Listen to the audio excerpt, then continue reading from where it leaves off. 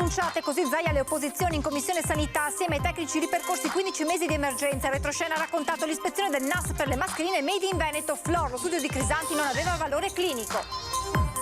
Esce di strada con l'auto e muore carbonizzata. La tragica fine di una 19enne di Riese Pio X, studentessa in scienze infermieristiche, stava andando al primo giorno di tirocinio in una casa di riposo. Le parole di chi ha visto il dramma compiersi sotto i suoi occhi. Dopo il botto è scoppiato subito il rogo, è successo tutto in pochi secondi. Il dolore del sindaco di Riese, giorno tragico per la nostra comunità. Dopo i 3 incidenti di ieri, un altro scontro tra mezzi pesanti in A4 nel tratto Latisana-Portogruaro, 4 feriti di cui uno grave, traffico bloccato. Era un agente di polizia penitenziaria al carcere della Giudecca, la 55enne trovata morta sotto il letto a contenitore in casa, l'ipotesi della morte per asfissia. Il giorno dopo i funerali di Nadia De Munari a Schio si moltiplicano le iniziative per ricordare la missionaria assassinata, tra questi la cittadinanza onoraria. L'amarezza del presidente nazionale degli Alpini Sebastiano Favero all'indomani della decisione di spostare la dunata di Rimini-San Marino al 2022, scelta dolorosa, spiega, ma inevitabile. Buonasera e ben ritrovati con l'edizione regionale dei telegiornali di Antenna 3 che arrivano dopo questa lunga diretta, questa maratona per seguire la quinta commissione con l'audizione del governatore Zaia e poi dei tecnici della regione, dell'assessore Lanzarin e poi naturalmente gli interventi dei consiglieri di opposizione e di maggioranza. Il primo a intervenire è proprio il presidente Zaia che ha detto: se pensate ci sia qualcosa di illegale denunciate. Nell'audizione il governatore ha ripercorso questi 15 mesi di emergenza con alcuni retroscena. Non esiste che questo venticello dell'accostamento malizioso, morti in curia, con me non funziona.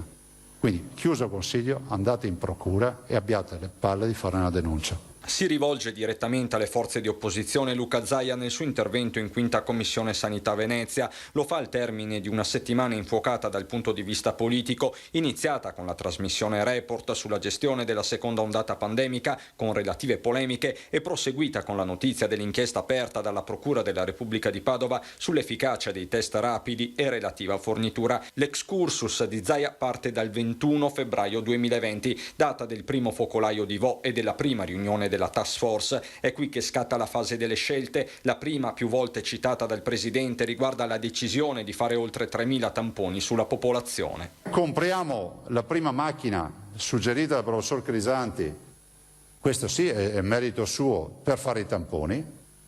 Poi sono altre macchine che abbiamo comprato per Verona e per altro, abbiamo cercato pian piano di costruire tutto quello che è la rete della diagnostica, no? Ma guardate che non abbiamo inventato nulla di nuovo, tutto il mondo ha fatto così. Ci sono poi le difficoltà legate agli approvvigionamenti che tengono banco per tutta la primavera. Se non mi arriva i respiratori siamo andati a comprarceli.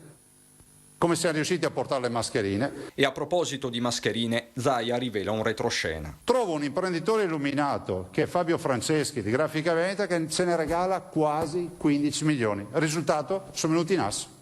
In autunno il Covid si ripresenta, si comincia a parlare di varianti, di mutazioni fino al picco di fine anno. I test molecolari vengono alternati a quelli rapidi per lo screening di massa. I tamponi rapidi, che poi fra l'altro nel frattempo vengono anche autorizzati e consegnati gratuitamente, cioè i tamponi che abbiamo utilizzato gran parte ci venivano consegnati gratuitamente dalla struttura commissariale, giustamente, e anche i medici di base per la diagnostica, sono stati assolutamente l'occasione per arrivare all'ultimo lembo. La terza ondata, continua il Presidente, colpisce meno il Veneto rispetto ad altre regioni. Veneto che in un anno assume quasi 6.000 nuovi operatori sociosanitari, 700 milioni di investimento totale in sanità. E questo per arrivare ai vaccini di oggi. Finalmente le dosi sono disponibili, con il governatore che ribadisce l'intenzione di tenere AstraZeneca solo per gli over 60, come consigliato da EMA. E fatte le seconde dosi che faremo nel mese di maggio e giugno, poi noi passati ai 50-59 andiamo di Pfizer o di Moderna.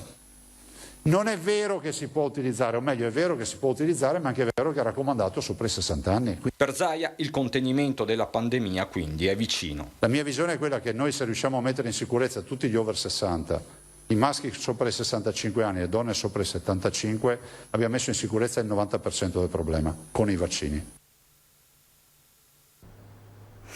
Sul caso test rapidi si sono concentrati i tecnici della regione, a partire dal direttore Flor, che ha dato nuovi dettagli ad oggi. Ha spiegato: non modifica la pratica clinica lo studio di Crisanti. Da 6 mesi stiamo discutendo su una cosa che ad oggi è raccomandato non può influenzare la pratica clinica. Di che cosa stiamo parlando? Di che cosa stiamo parlando? Così il direttore generale della Sanità Veneta, Luciano Flor, ha sintetizzato la vicenda dell'uso di test rapidi in regione contestata dalla trasmissione Report. Nel corso dell'audizione in commissione al Consiglio regionale, Flor torna il 21 ottobre 2020, quando nelle vesti di direttore generale dell'azienda ospedaliera di Padova riceve la lettera del professor Crisanti, dove si dice che i test rapidi non sono validi e hanno un deficit del 30%. Erano 2 tabelle, ricorda Flor, poi diffuse sulla stampa, per le quali l'azienda farmaceutica Abbott aveva poi chiesto chiarimenti. Ricevo una lettera dalla ditta produttrice che mi dice: per favore mi dai lo studio? Per favore mi dai lo studio? Ora questo è in atti, la lettera che ho ricevuto è registrata e protocollata, la lettera ditta che ricevo è protocollata e mi chiede lo studio. Io chiedo a chi ha fatto lo studio di avere lo studio. Ma lo studio, riporta Flor, non c'è. L'ok del comitato etico arriva a gennaio inoltrato. L'autorizzazione a fare questo studio, c'è scritto qua dentro, è stata chiesta dopo. Dopo che io ho detto non c'è lo studio, ci si appresta a chiedere l'autorizzazione e si chiede il parere al comitato etico.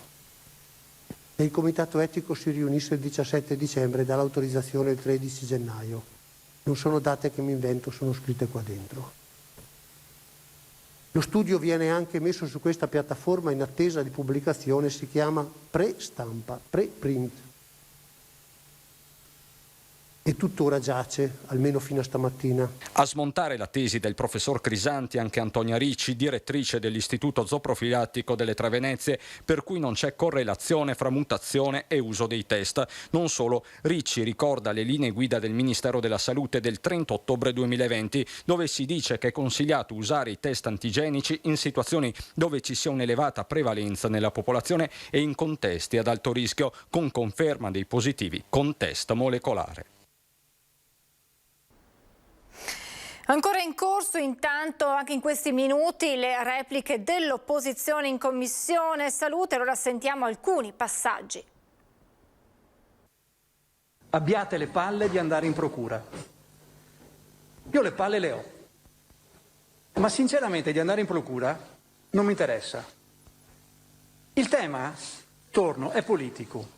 E mi dispiace, Presidente, che lei abbia impostato il suo intervento su noi e voi. Voi.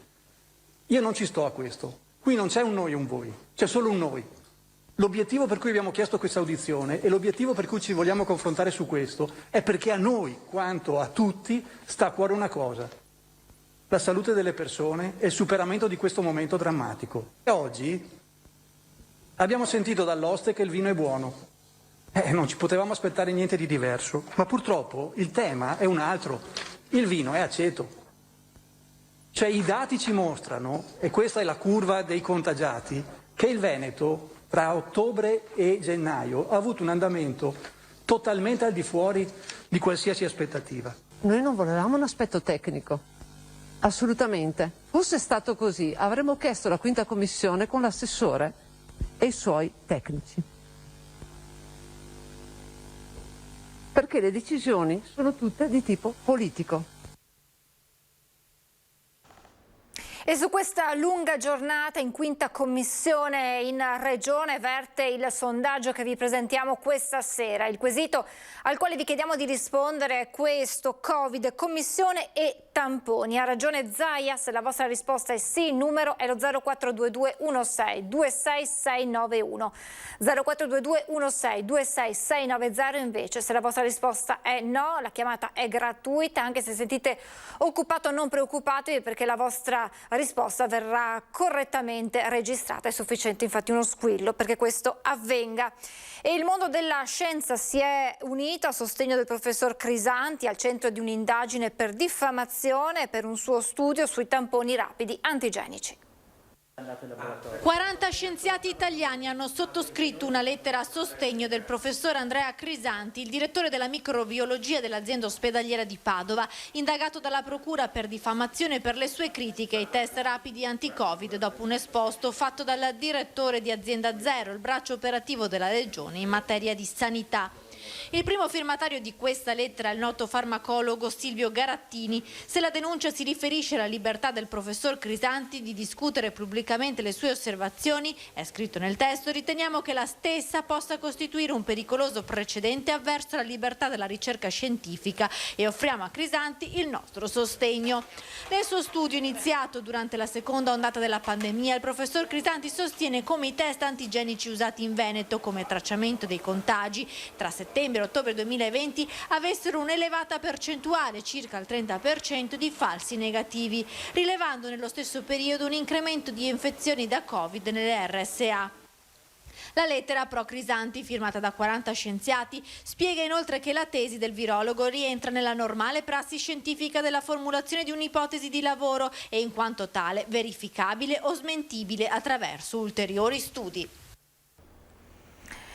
E lasciamo quest'ampia pagina per passare alla cronaca con l'incidente mortale accaduto all'alba di questa mattina ad Altivole, nel Trevigiano. A perdere la vita nell'uscita di strada di un'auto che poi ha preso fuoco una studentessa 19enne di Riese Pio X, stava andando al suo primo giorno di tirocinio.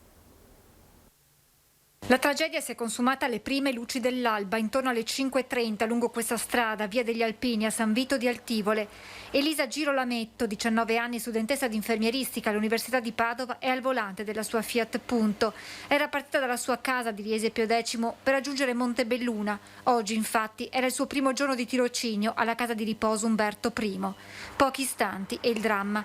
L'auto esce di strada finendo la sua corsa contro questo muretto, poi le fiamme, come racconta un residente. Un botto e preso la macchina, ha preso fuoco subito. In pochi minuti sul posto arrivano i vigili del fuoco di Castelfranco che spengono le fiamme. Per Elisa però purtroppo non c'è più nulla da fare.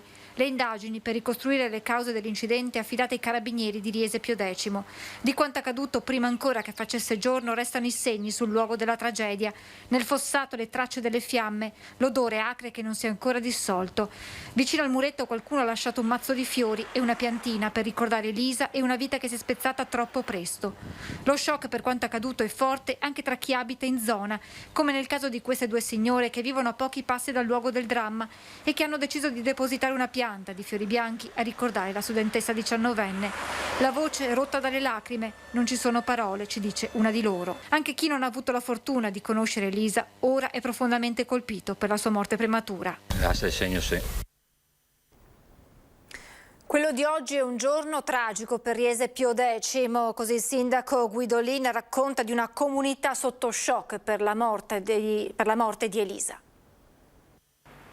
Riese Pio X si è svegliato sotto shock stamattina. La notizia della tragedia di Altivole e della morte di Elisa si è ben presto diffusa nel comune, dove la famiglia della ragazza si era trasferita da qualche anno nella frazione di Spineda.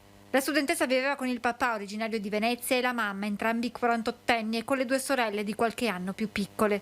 Una famiglia felice, genitori orgogliosi della loro figlia maggiore, iscritta al primo anno di infermieristica, facoltà che frequentava a Feltre, paese d'origine della mamma, nella sede distaccata dell'Università di Padova. Impegnata nel volontariato nella Croce Rossa di Bassano, dove era nata nel dicembre 2001, Elisa sognava un futuro come infermiera accanto a chi soffre e per questo avrebbe dovuto iniziare oggi il suo tirocinio, ma lungo la strada che l'avrebbe portata al lavoro il destino le ha dato l'appuntamento più atroce. È una notizia che ci ha lasciato senza parole, una ragazza di 19 anni che muore andando a svolgere quello che sembra il primo giorno di tirocinio. Penso sia uno scherzo atroce del destino. Per Riese quello di oggi è un giorno tragico, spiega il sindaco, che nel pomeriggio ha incontrato i genitori di Elisa chiusi nel loro straziante e inconsolabile dolore. Ha portato alla mamma, al papà e alle sorelle la vicinanza di tutta la comunità. Fa male pensare a una ragazza di 19 anni che aveva davanti tutta la vita dei suoi sogni da realizzare, magari aveva l'entusiasmo di una nuova esperienza e invece finisce tutto così e ci lascia sgomenti e senza parole. Si attende ora il nulla osta per poter fissare la data dei funerali che si svolgeranno nella chiesa di San Zenone degli Ezzelini. Per quel giorno l'amministrazione comunale sta pensando a come poter rendere omaggio ad Elisa. Penso si possa valutare anche di indire il lutto cittadino. Ed ennesimo incidente lungo la A4 questa mattina, un altro scontro tra tir, serve immediatamente la terza corsia, chiosano dalla fondazione Think Tank Nord-Est, questo è anche un danno d'immagine per il Veneto. Un altro incidente nel tratto autostradale tra Latisana e Portogruaro in direzione Venezia. Verso le 8 il tratto a 3 corsie è stato chiuso a causa di un tamponamento fra 3 tir che ha provocato 4 feriti, tra cui uno grave rimasto incastrato nell'abitacolo. Sul posto sono giunti i vigili del fuoco, elisoccorso, 118, polizia stradale e i mezzi di Autovie Venete. I pompieri hanno messo in sicurezza i camion e con cesoie e divaricatori si sono aperti un varco per liberare l'autista rimasto incastrato, poi trasferito all'ospedale in elicottero. Alla luce dell'ennesimo incidente in quel tratto, la fondazione Think Tank Nord-Est chiede di aggiornare le priorità di intervento, perché teme anche un danno d'immagine per l'economia turistica del Veneto. Terza corsia e Casello di Bibbione, dicono, non possono più attendere. La situazione della A4 nella tratta San Donà di Piave Portogruaro è diventata insostenibile e con l'inizio della stagione estiva è destinata a peggiorare. Da tempo la fondazione chiede terza corsia e Casello di Bibbione, ma non è mai cambiato nulla. Un'area, evidenziano, che prima della pandemia metteva insieme 23 milioni di presenze turistiche, circa un terzo di quelle di tutto il Veneto. Di fronte ai danni causati ormai quotidianamente e allo stillicidio di morti e feriti è quindi giunto il momento di una forte assunzione di responsabilità, concludono, al fine di giungere al più presto possibile una decisione fondamentale per il futuro del territorio. E adesso restiamo a Venezia con la tragedia costata la vita ad una 56enne trovata morta in casa dalla figlia. Si attende l'esito dell'autopsia. La donna lavorava come agente di polizia penitenziaria al carcere della Giudecca. Roberta Romano, la 56enne, trovata morta dalla figlia poco più che maggiorenne domenica sera nella sua camera da letto, era un agente di polizia penitenziaria in servizio nel carcere femminile della Giudecca, nella parte amministrativa. Asfissia è il primo referto del medico legale, in attesa dell'esito dell'autopsia disposta dalla procura, che ha aperto un fascicolo sulla vicenda. La 56enne, residente a Santa Marta, è stata infatti trovata riversa all'interno del letto matrimoniale a contenitore. Un fascicolo per atti relativi alla morte, perché la pista attualmente seguita dai carabinieri del nucleo natanti continua a essere quella dell'incidente domestico. Ma sia i militari dell'Arma che la magistratura vogliono vedere più chiaro. Per questo la casa dove viveva la donna è stata posta sotto sequestro. Cosa sia realmente accaduto resta però un mistero, da cui sembra essere escluso il malore. Domenica sera, verso le 21:30, la figlia ha chiamato il 118 chiedendo aiuto perché la mamma non respirava. È nel letto contenitore, diceva. A quel punto i volontari del SUEM hanno segnalato la cosa ai carabinieri, che sono giunti a casa poco dopo insieme all'ambulanza, ma ogni tentativo di rianimare la 56enne è stato vano. Si attende dunque l'esito dell'autopsia per scoprire di più sull'accaduto. Sarà lutto cittadino domani a Montebelluna per i funerali di Mattia Battistetti, il 23enne morto dopo essere stato travolto da un peso di 15 quintali in un cantiere. La cerimonia alle 11 in Duomo. Per la morte del ragazzo ci sono 2 indagati, omicidio colposo per la presunta inosservanza delle misure di sicurezza sul posto di lavoro. E il giorno dopo i funerali di Nadia De Munari, a Schio si moltiplicano le iniziative per ricordare la missionaria assassinata in Perù. La discussione che si è svolta qualche sera fa in Consiglio Comunale ha portato al centro anche la possibilità di conferimento di cittadinanza onoraria a Nadia De Munari e ad altre attività che però vogliamo condividere in primis con la famiglia, perché vuole essere un riconoscimento vivo, condiviso e non un fatto irruente che viene preso a prescindere dal palazzo. La commozione e l'eco dei funerali di Nadia Demunari di ieri continuano ad echeggiare a Schio e in tutta la provincia di Vicenza. Ora si pone il tema di come conservare e valorizzare la preziosa eredità che lascia la martire uccisa in Perù. La violenza perpetrata accomuna in questo periodo anche un altro missionario vicentino. Nel Sud Sudan è stato gambizzato Christian Carlassare. Mandanti e circostanze inquietanti e ancora misteriose vanno chiarite. Sia per lui che per Nadia Demunari noi chiediamo chiarezza e giustizia. Christian è una persona molto forte che ha già dichiarato di voler rimanere a portare avanti la sua missione. Anche tutta l'organizzazione che è dedicata a Santa Madre Bachita di Schio, la nostra santa, è vicina a Christian Carlassare, che proprio nel Sud Sudan, dove ha le origini proprio la nostra madre Giuseppina, sta svolgendo il proprio lavoro. Quindi la vicinanza, ma anche la richiesta che abbiamo espresso l'altro giorno anche alla Farnesina, quando siamo andati a recuperare il feretro di Nadia, di richiesta di chiarezza e di giustizia verso questi due atti vergognosi. La politica adesso, ad un anno e mezzo dalle elezioni amministrative a Padova, la Lega scalda i motori. Riunito nella sede regionale di Noventa il tavolo Padova 2022 con le figure istituzionali del partito. Nessun candidato per ora, ma l'obiettivo di puntare sui programmi e su una gestione comune nell'ambito di un centrodestra plurale, di una delle sfide più importanti per il Veneto, l'elezione del sindaco di Padova.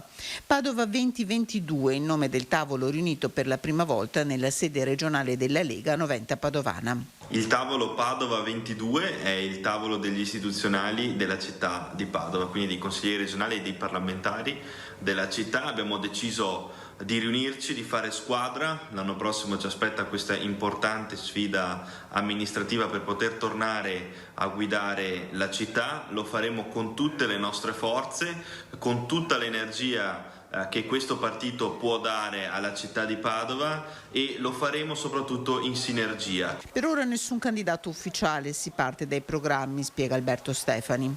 Per noi prima vengono i programmi e poi vengono i candidati. Ci riuniremo con tutto il cantiere del centrodestra, quindi allargheremo il nostro tavolo alle altre forze politiche di centrodestra. Prima sceglieremo insieme cosa vogliamo dare alla città, che tipo di visione dare a questa città che ha assolutamente bisogno di progetti, di progettualità, ma soprattutto di saper guardare avanti. È quello che manca a Padova, lo slancio di poter guardare al futuro che vogliamo per questa città. Una città a cui serve un cambio di passo e una squadra all'altezza degli importanti dossier sul piatto, a partire dall'alta velocità.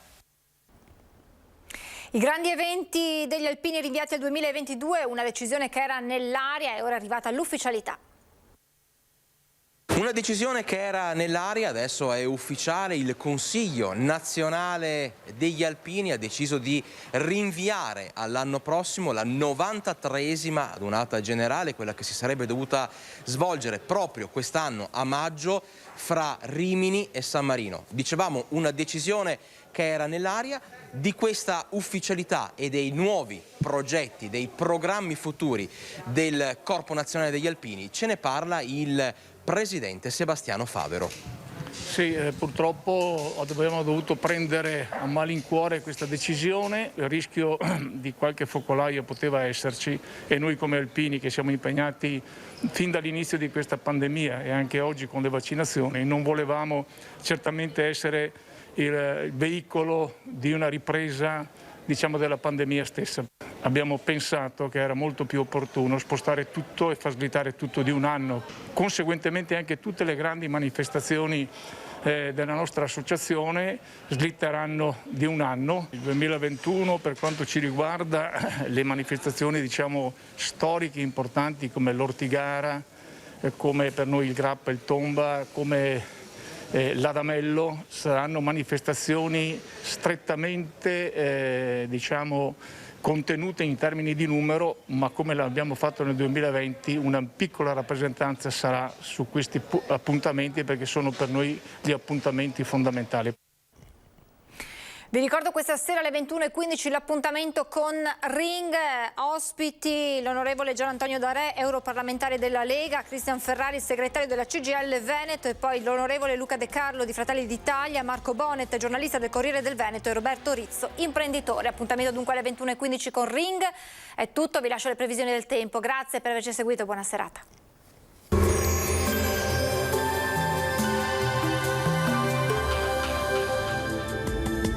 Benvenuti al meteo. Anticiclone in rinforzo, ma non abbastanza per una netta stabilizzazione del tempo. Prevale il sole, ma con qualche acquazzone in agguato. Vediamo dunque il dettaglio.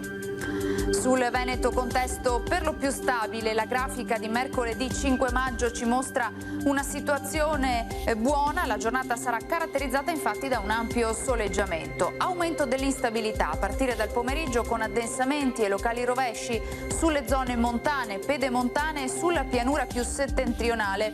Non si esclude anche qualche isolato fenomeno altrove. Temperature stazionarie minime tra 5 e 11 gradi, valori massimi compresi invece tra i 17 e i 22 gradi all'incirca. Ci spostiamo ora sul Friuli Venezia Giulia, dove lo scenario sarà segnato dalla variabilità. Più sole al mattino, a seguire temporali sui rilievi, localmente anche in pianura. Temperature minime tra 7 e 10 gradi, massime sui 17-19 gradi. Infine ci spostiamo sul Trentino Alto Adige, anche qui avremo un'alternanza di momenti asciutti e soleggiati con qualche altro momento con qualche pioggia. Temperature minime intorno ai 6-7 gradi, massime sui 20-22 gradi all'incirca. Dal meteo per ora è tutto, vi auguro come sempre un buon proseguimento in compagnia di Antenna 3.